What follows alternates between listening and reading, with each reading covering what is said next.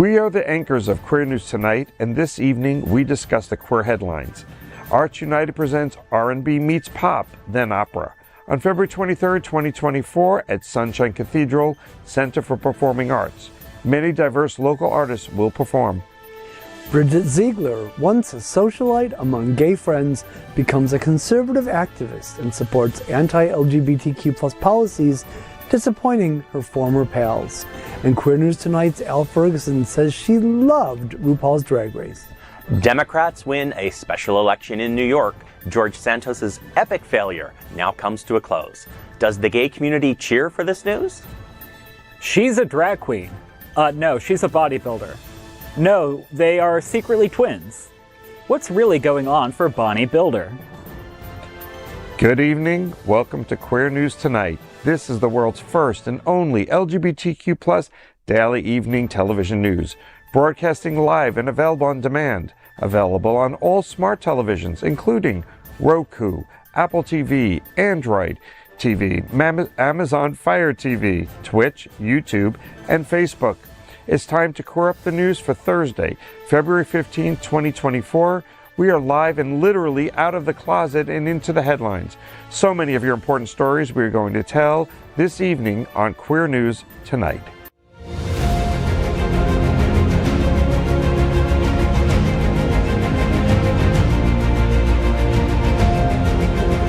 This is the world's first live daily LGBTQ evening news show, literally out of the closet and into the headlines on Queer News Tonight.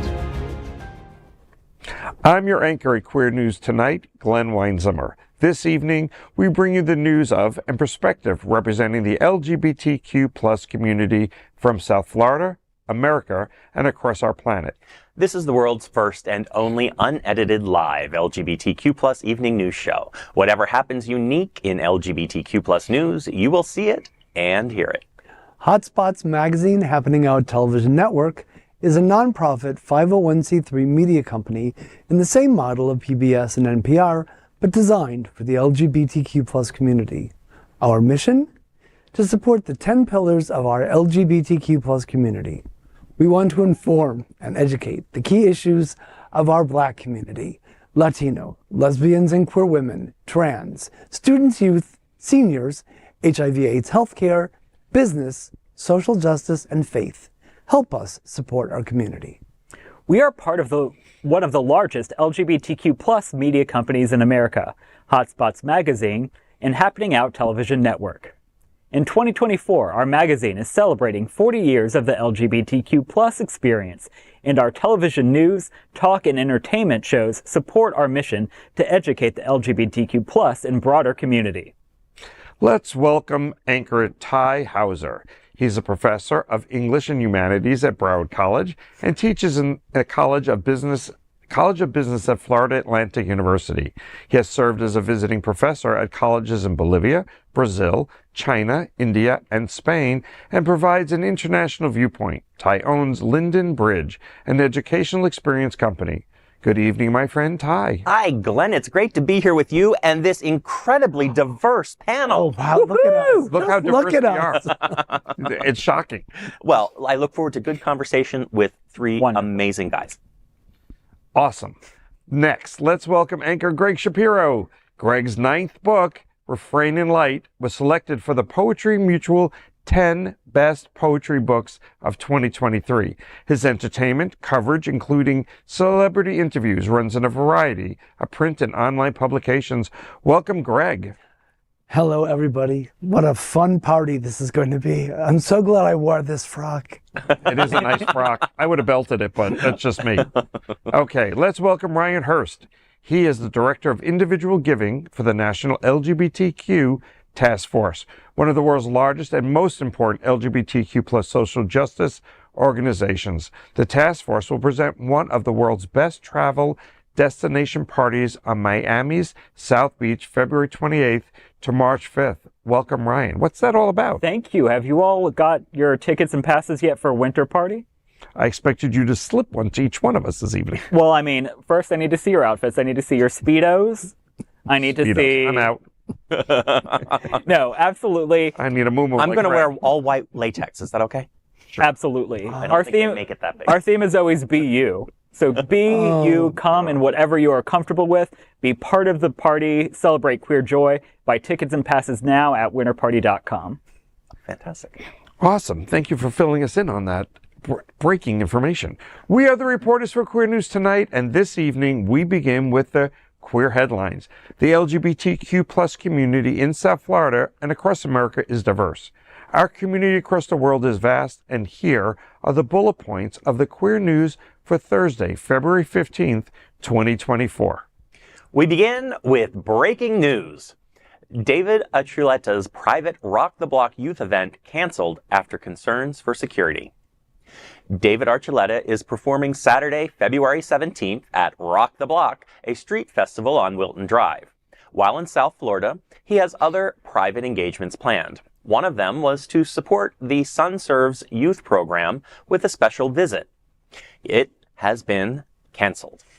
The program was to be at Tulio's restaurant on Wilton Drive and would include food from the restaurant and a presentation by Archuleta, and then an educational behind-the-scenes tour of how a festival like Rock the Block works.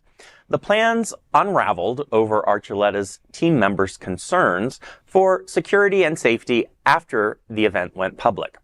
An announcement was made for the event in social media, and the American Idol star felt that any public information on this youth program with a specific time and place could have unintended consequences. Harmony Waves founder Gary Van Horn said, quote, David Archuleta has a deep commitment to our community and especially for youth and mental health awareness. He is extremely disappointed to not be able to do this event. Van Horn adds that the first Rock the Block Festival street closure of Wilton Drive is not affected by the cancellation of the private event at Tulio's with SunServe. Queer News Tonight's Faye Watt will rock the block and be hosting on stage, and thousands are expected at Saturday's festival in Wilton Manors. Nice. Next, let's queer up South Florida and Florida. ArtsUnited, R&B Meets Pop, and Opera comes to Sunshine Performing Arts Center, February 23rd. This unique event features a lineup of diverse local artists, including R&B pop recording artist John Davis, pop singer Alexandria Thomas, classical pianist Sammy Frey, and opera singer Jean Valente. Tickets start at $30, offering audiences an unforgettable evening filled with a fusion of musical genres. Don't miss the chance to experience the talent and versatility of these exceptional performers on one stage. ArtsUnited focuses on showcasing the art of the LGBTQ plus community in all genres, including visual art, music, theater, film, and fashion. It's an incredible cultural institution for our community. Sunshine Cathedral Center for the Performing Arts is America's leading LGBTQ plus live entertainment series. For further details and ticket purchases, visit artsunitedflorida.com/tickets. Tickets are available now for an unforgettable evening where R&B meets pop and then transcends into the elegance of opera. Join us on Friday, February 23rd at 8 p.m. for a captivating showcase featuring me, John Davis, Alexandria Thomas, Sam Frey, and Jean Valjean. You don't want to miss out on this experience. Secure your seats today for the R&B Meets Pop and Opera Showcase happening at the Sunshine Cathedral Center for the Performing Arts. The Celebrating Diversity Performing Arts Series is proudly presented by ArtsUnited. Get your tickets now and be part of an experience you'll never forget.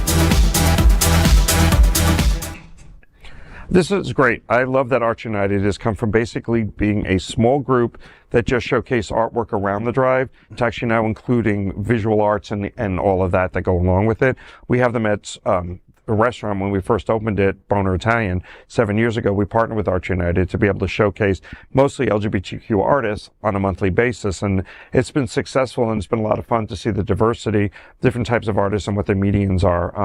It's not exclusively LGBTQ, but it's pretty much 99% LGBTQ, and some of my favorites are those butt ones. Those Dennis Dean's butt, not his butt, but the butts he took pictures of are a winner. And then Sunshine Cathedral, same thing. You know, they've always been a leader in diversity and openness for the church, but they've got so many other things coming up. They've got Center for the Performing Arts. They're doing sounds of praise and protest. They've got another one, I can't pronounce his name, David Mayoka as Liberace as a tribute. So there's a lot of stuff happening. So it's great to have these partnerships that happen. Obviously, Sunshine Cathedral, beautiful facility, lots of space for such a group, and to see kind of this mashup of genres coming to perform. I think that's kind of exciting. I want to see. You wear opera glasses? I mean, what do? You got to bring a whole bunch of stuff. I don't know. Flame, when they a lighter. A lighter. That's right, man. You got all kinds of things happening. It's like going to the Rocky Horror Picture Show. No, we are so lucky because when I moved here from Chicago, people were like, you're moving to a cultural wasteland. And boy, they're wrong. It is so not that. It's the opposite. So keep up the good work. I do miss watching the old people on South Beach in their rocking chairs dying when I first moved down here 40 years ago. We have come quite a way with our entertainment. So just move to South Beach. Get a rocking chair. No comment. I just love that there are organizations that feature and give opportunities, particularly to LGBTQ artists. It's so important that we celebrate the talent that comes from within our community, that we tell our stories through art. Also, this event just sounds amazing. Pop and opera sounds super cool to me. Yeah, and super gay. Next, let's queer up education. Sarasota LGBTQ+ says Hypocrite Moms for Liberty founder loved RuPaul's Drag Race and gay community.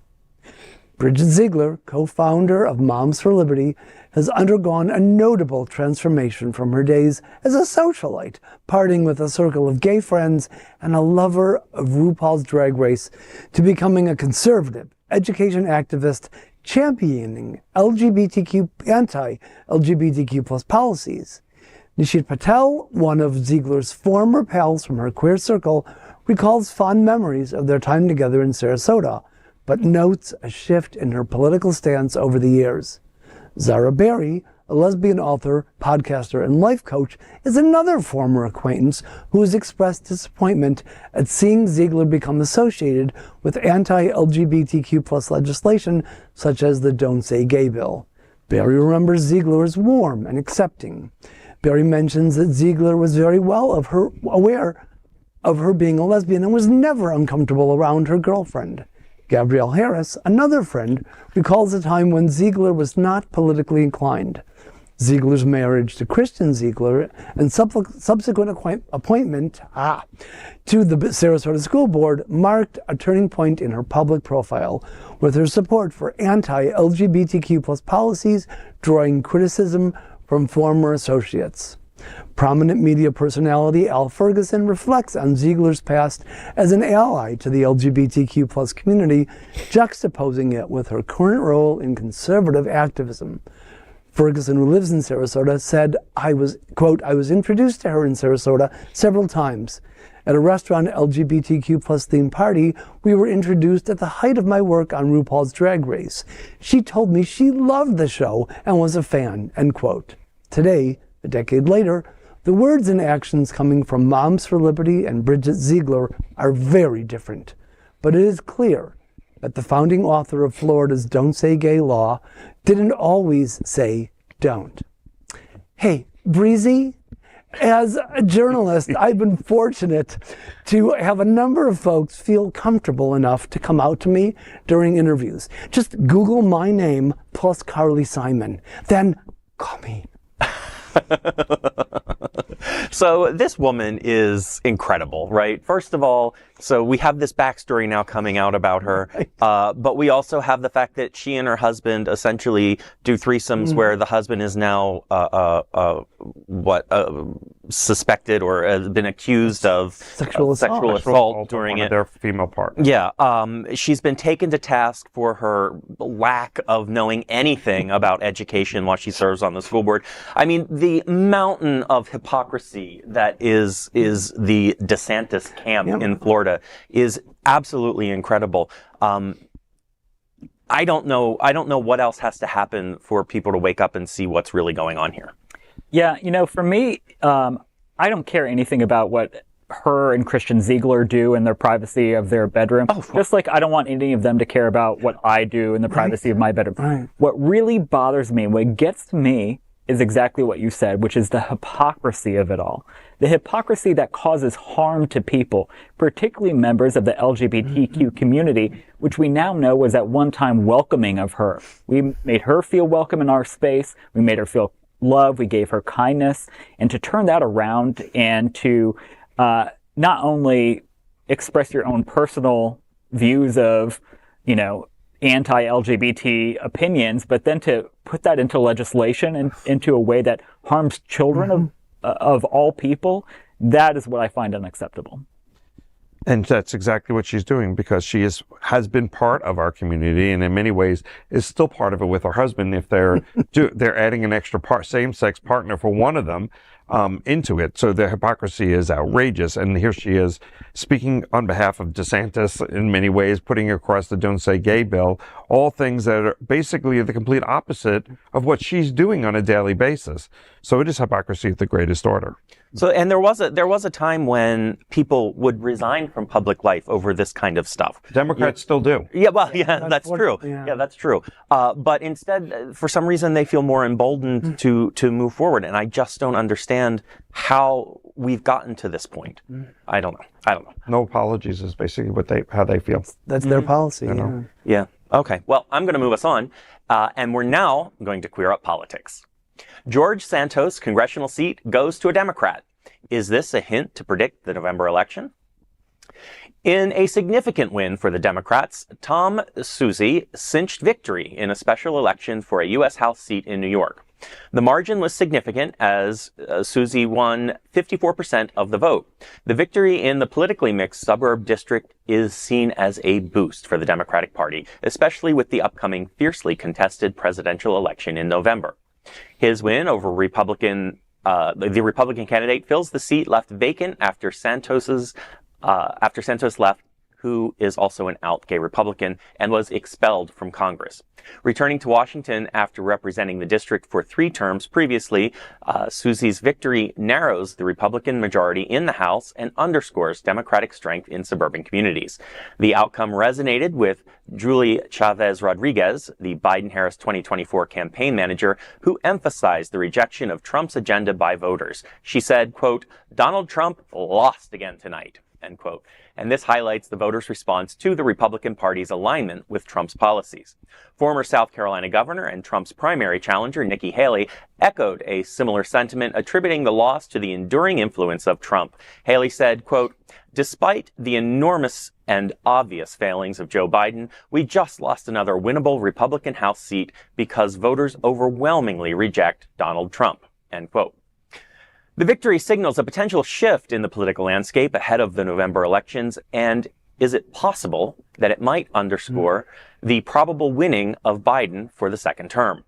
I'm not sure how much this really indicates for us. Didn't they all go out to vote in the middle of a blizzard? Wasn't that going on at the time? So I don't know. I don't know what this is really telling us. People that are willing to brave a blizzard to vote certainly wanted to vote left. Right. Yeah, it's one seat in 435 seats in the House of Representatives. I don't know if I would look at one election and try to read tea leaves off of that. I will say that it does appear that Democrats tend to be outperforming in not only the 2022 midterm election, but also in special elections that have taken place since Biden's election. Does that actually portend anything for 2024? I don't know. I would say that, it's possible pollsters are missing something, but I think what the reality is that this is going to be a close election, and that if you care about it, you need to go out and vote for whatever candidate you are supporting. I will say, though, I am going to miss the constant stories about George Santos's Antics was the word I was looking for. But let's keep him out of the news. Yes. I don't need to hear him coming back for any, let's be done with him now. Finally, let's find someone and stop talking about them. Yes. Because we have been famous for continually bringing up the names of people that, like Trump, that have just made our lives worse, and they're in the news every single day. I think that there is something telling about how much Trump is disliked, more so. But I also think that there's a sense from this kind of story that they want us to let our guard down. And I think the worst thing we can do is let our guard down, because we saw what happened when Trump ran against Hillary. Everyone thought Hillary was a shoo-in.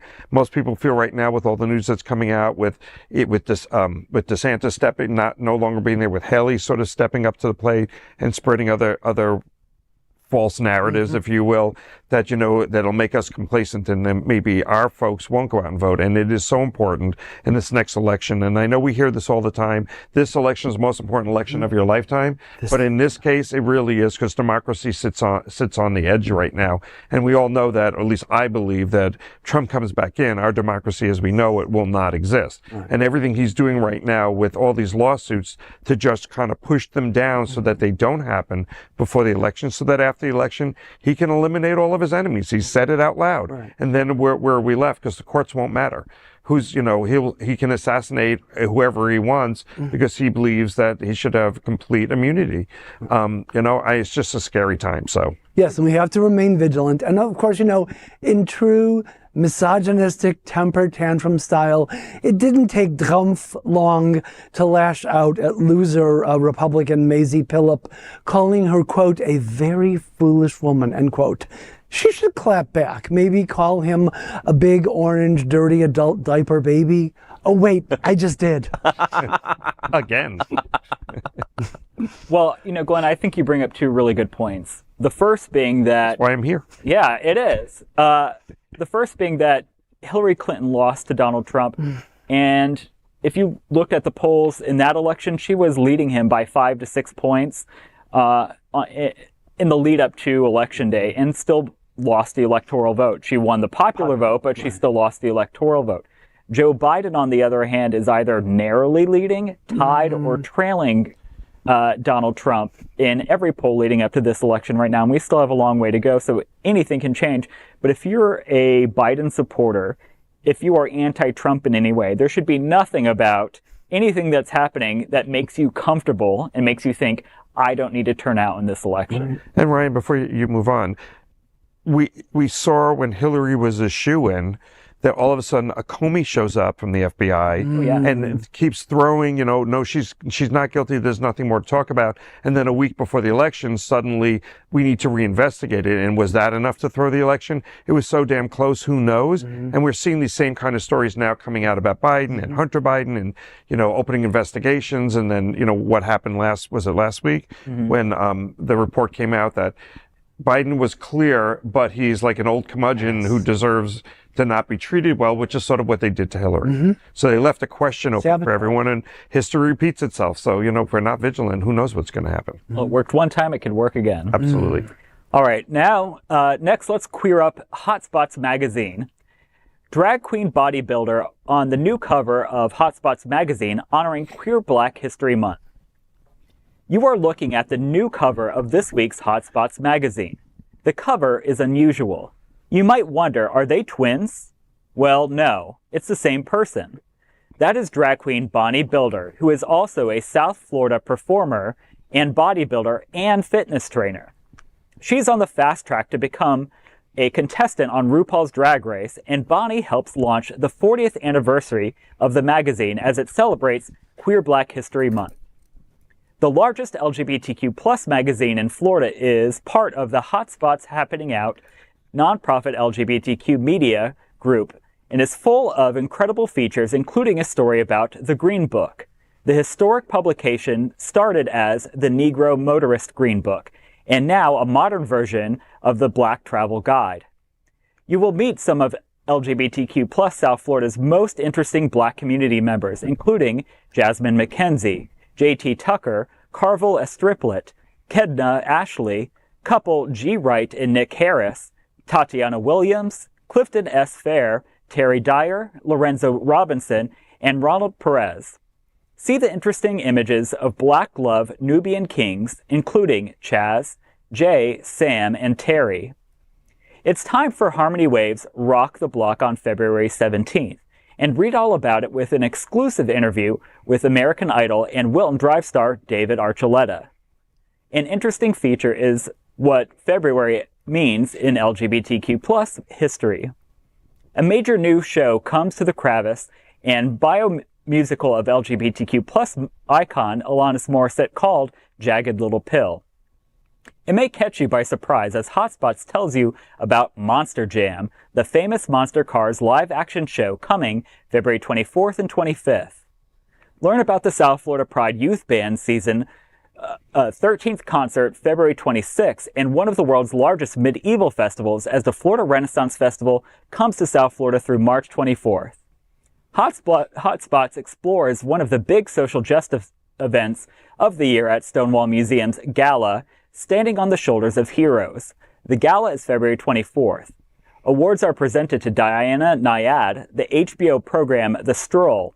Visit Lauderdale's Stacey Ritter and LGBTQ+ youth activist Xander Marix.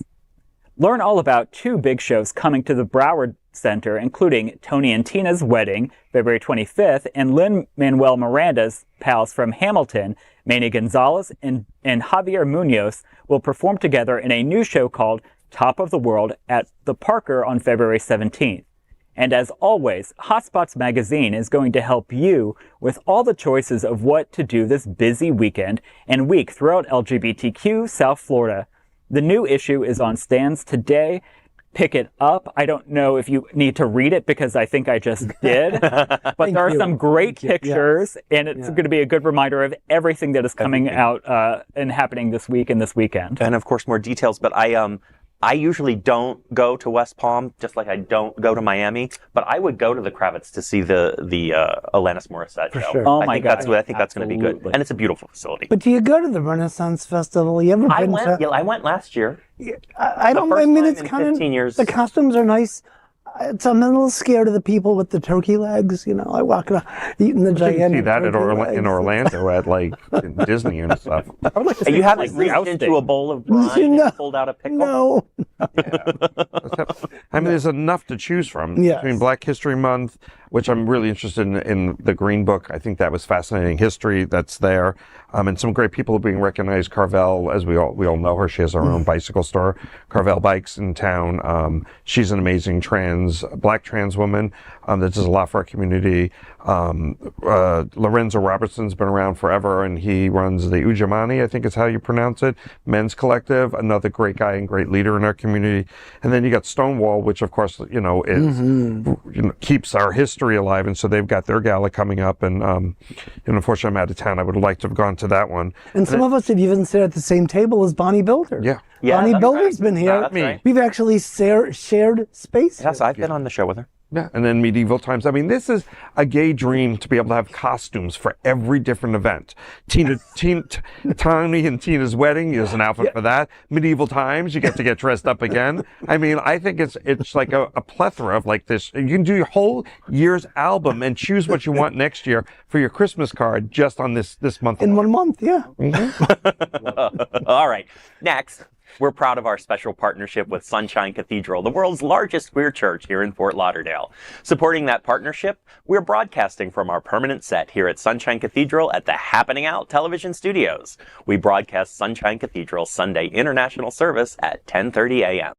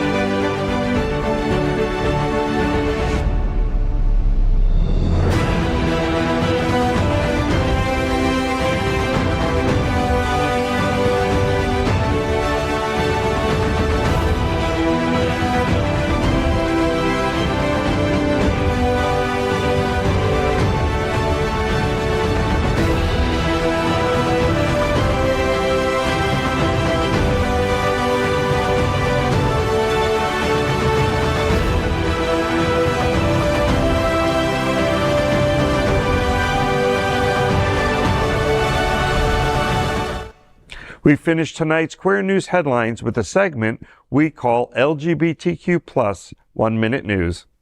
LGBTQ plus 1 Minute News. Let's queer up the USA View. South Dakota Governor Kristi Noem has humiliating $300,000 payment to LGBTQ plus community over hate. South Dakota Governor Kristi Noem faces another setback as the state is ordered to pay $300,000 to a transgender advocacy group for wrongfully terminating a contract. The Transformation Project sued after Noem's administration canceled the agreement, citing opposition to government funding for the group. Noem's refusal to pay $39,000 to the organization has cost her a hefty settlement of $300,000, highlighting the price of bigotry. After the order, South Dakota's Secretary of Health, Melissa Maxted, issued a letter apologizing to the Transformation Project. Lead attorney Brendan Johnson commended the LGBTQ plus community's resilience. LGBTQ plus 1 Minute News. Let's queer up gay culture. My husband, Jake Gyllenhaal, thrills LGBTQ plus community by taking a sweaty, hard pounding for new movie role. Jake Gyllenhaal amps up anticipation for Roadhouse with a rigorous training regimen showcasing his dedication in a behind-the-scenes clip portraying a former UFC fighter in the action-packed remake. The clip shows Gyllenhaal's impeccable abs, enduring 40 punches to the gut, underscoring his commitment to the role. Of course, gay social media paid attention. Despite his stellar performance, controversy looms as director Doug Liman plans to boycott the premiere as Amazon forgoes a theatrical release and chooses instead to stream it. Liman criticizes the decision, arguing it deprives filmmakers and stars of recognition. Nevertheless, fans eagerly anticipate the film's Prime Video debut on March 21st, though gay fans lament the missed opportunity of seeing Gyllenhaal's rock-hard body all that size on the big screen. That was a good one. LGBTQ plus 1 Minute News. Let's queer up entertainment. Jonny McGovern returns to RuPaul home as Hey Queen on Wow. In 2014, Jonny McGovern launched Hey Queen on YouTube, featuring interviews with RuPaul's Drag Race stars. After a hiatus following co-host Lady Red Couture's tragic passing in 2020, the show now returns with McGovern hosting solo. Legendary drag queen Kevin Aviance now introduces each episode. As per the new format, week by week McGovern interviews the 14 queens of the Drag Race Season 16. The show is now exclusively on World of Wonder Presents Plus, where McGovern dazzles in eye-catching attire and serves tea from a stunning vintage pot. He prompts former Drag Race contestants to share their own revelations, encourages candid discussions about their peers, and asks about interactions with RuPaul herself. We're back! LGBTQ 1 Minute News. Let's queer up politics. Proud Boy and Florida gay adult film star sentenced for beating cops at January 6th insurrection. A Florida Proud Boys member and adult film star involved in the January 6th insurrection has been sentenced to 2 years in jail for his actions. This includes a year of supervised release after serving his time and an order to pay $2,000 in restitution. Stephen Miles, 40, was arrested in April 2022 after assaulting Capitol police officers in an attempt to overturn the 2020 election results. Wink News said Miles traveled from Florida to D.C. for the insurrection. He used a wooden plank to breach the Senate wing door, allowing rioters to invade the Capitol. Miles has worked in adult film studio Lucas Entertainment since 2013 as Sergeant Miles. LGBTQ plus 1 Minute News. Let's queer up Black culture. You should know about this author who birthed Black lesbian literature. Queer Black history takes us back to 1974. Against the backdrop of Black civil rights and nationalism, a brave librarian, journalist, novelist, and scholar, Anne Ellen Shockley defied norms by penning Loving Her, the first Black lesbian novel ever. This landmark publication, celebrating its 50th anniversary in 2024, challenged prevailing notions of Black identity and sexuality. Shockley, though not a lesbian herself, boldly portrayed black lesbian protagonists, paving the way for subsequent works such as Gloria Naylor's The Women of Brewster Place and Alice Walker's The Color Purple. Her courage in championing lesbian visibility within black literature remains a vital contribution, reflecting her commitment to expanding narratives and fostering inclusivity. To Queer News Tonight, she is the representation of Black History Month. LGBTQ plus 1 minute news. Let's queer up business. Oreos are now grooming because Nabisco supports PFLAG. A far-right group has sparked controversy by accusing Oreo of grooming children through its partnership with PFLAG. The National Legal and Policy Center released a video questioning the cookie brand's motives, claiming it's corrupting children. Featuring images from Pride events and LGBTQ+ inclusive books, the video aims to incite fear. However, the allegations are very misleading. PFLAG supports gender inclusivity, but does not advocate gender transition treatments for young children. Additionally, advocating for inclusive literature does not equate to promoting explicit content for minors. The accusations highlighting ongoing tensions surrounding LGBTQ+ representation and underscore the importance of promoting accurate information and fostering inclusivity. LGBTQ plus 1 minute news. Let's queer up the worldview. History as Spain celebrates the first openly LGBTQ plus matador, bullfighter. Spain's first openly LGBTQ plus matador, Mario Alcalade, hopes his coming out will inspire others in the bullfighting industry. Alcalade, 31, revealed he's pansexual last month, aiming to normalize LGBTQ plus identities. Alcalade's decision was spontaneous, but he says coming out boosted his social media following. Currently working as a baggage handler at Madrid Barajas Airport, he plans to establish an LGBTQ plus bullfighting club in Chucheca. Madrid's LGBTQ plus neighborhood, Alcalade's bold move challenges norms in the traditionally macho sport, advocating for inclusivity and acceptance. By coming out, he paves the way for a more diverse and inclusive future in bullfighting. LGBTQ 1 minute news. Let's queer up entertainment. Will ABC introduce a queer season of The Bachelor? Here's the answer. After 2 decades, the Bachelor franchise hints at a queer-themed season, offering hope for LGBTQ+ representation. Executive producer Bennett Grabner shared insights revealing pitches for spin-offs, including a gay bachelor. While the show lacked intentional queer matchmaking, several stars have come out as queers. Past seasons hinted at same-sex love, like Bachelor in Paradise and The Bachelor Vietnam, where contestants chose each other over the lead. Considering this finding, contestants won't be the challenge for the show, but persuading ABC to greenlight and promote it poses a hurdle.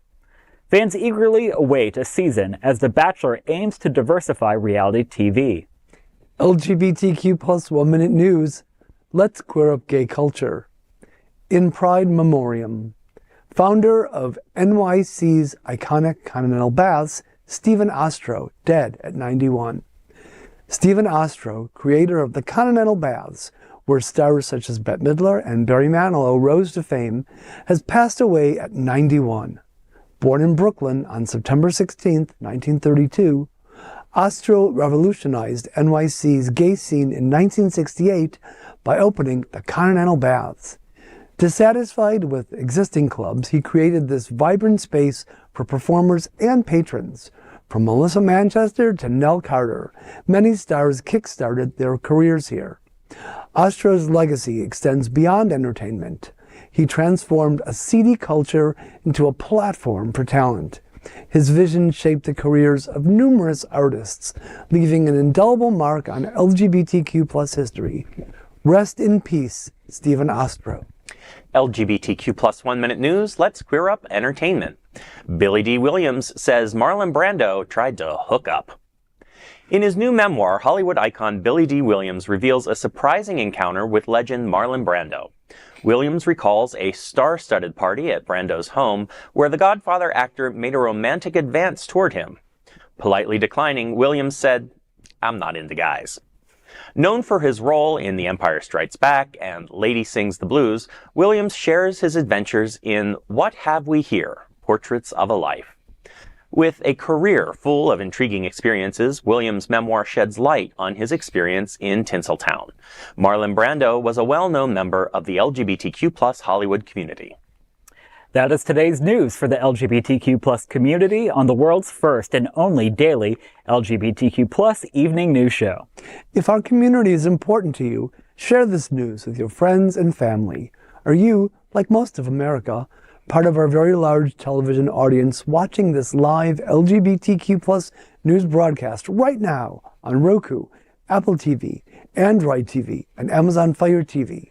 Queer News Tonight is the only live LGBTQ+ digital television show in the world that is out of the closet and into the headlines. We need your support.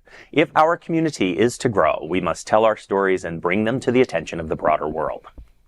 This is the only place in the world that tells these types of LGBTQ+ stories in motion and sound. That is the passion of HOTspots magazine, Happening Out Television Network, and Queer News Tonight. I'm your anchor, Glen Weinzimer. On behalf of these amazing LGBTQ+ reporters and friends, the anchors of Queer News Tonight, including Dr. Tai Houser, Gregg Shapiro, Ryan Hurst. We will see you daily at 8 p.m. To our LGBTQ+ world, we wish you good night.